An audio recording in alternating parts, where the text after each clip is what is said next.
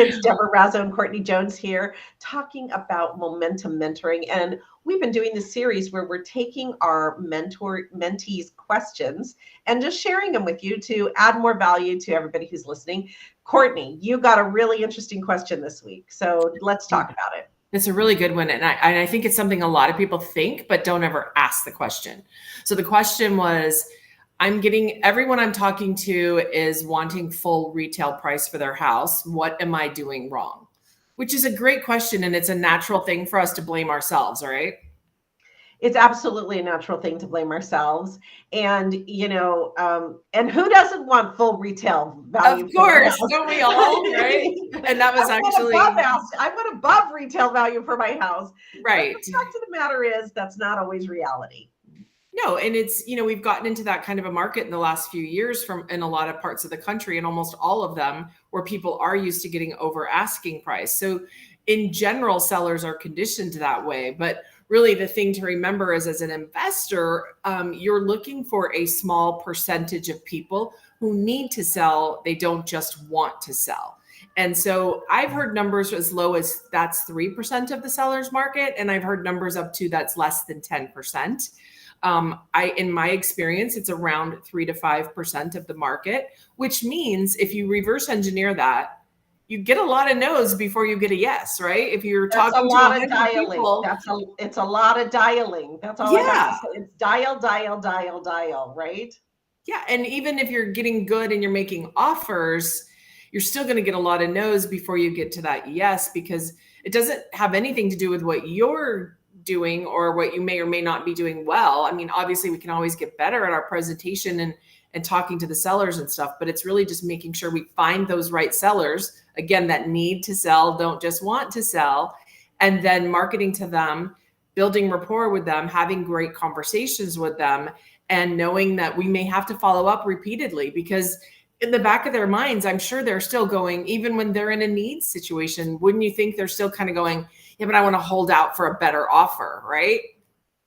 Absolutely. And you know what? I have heard you on your calls, and you are a master at this.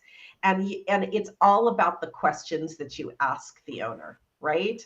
How long has it been since you've updated your kitchen? Like, I've heard you just in the sweetest way, like, bring the owner's mindset around to what his actual product might be, right? And usually people who are in a must-sell situation want as much as they can get. Of course. But yeah. Also, those are also people that probably haven't maintained as well, right? Because they've been tight for however long, Yeah. I know that you're incredible at that. Maybe you can give some more insight as to the questions you can ask. Yeah, I like to just really get to know the person and the situation, but also at the same time bringing reality, as Deborah just said, to the whole scenario. It's like, okay, sure, of course, everybody wants to get full price for their house. But if you haven't redone your house in a long time, then that's money that I've got to put into it to bring it up. And I feel like just being honest and authentic with people and saying that, like, okay, so I'll say, you know that I'm an investor, obviously. You called on my postcard or my sign or this or that or whatever. So you know that I have to make a profit. From what I'm hearing, you've probably taken great care of the house. But if it's been 20 years since you've updated, I'm going to have to go in there with a full rehab, which is a good $100,000 based on your square footage. So obviously I can't pay you what every other house out there is going for right now if I have to come in and make $100,000. And of course, I need to make a profit because I got to feed my family too, And so just being honest and upfront with people and saying those types of things and asking them the questions, how long has it been since you've updated? Hey, tell me why you're selling. What's the story? What's the situation here? And oftentimes they'll open up and share that with you. And then that way you can kind of really get to the nitty gritty of how you can solve their problem. Yeah. And just remember, it is a numbers game. It is a numbers game. Like, you have to dial. And the one thing that we haven't addressed here is that last part. What's wrong with me? Like, I'm everybody I'm calling, what's wrong with? There's nothing wrong with you. You just probably haven't done it enough. That's what I find. A lot of times people get super frustrated after 4 calls and then they're like, this doesn't work. And I'm like, it works. You just got to keep working it. I mean, until you've made 200 calls, I don't even think you should even start questioning yourself.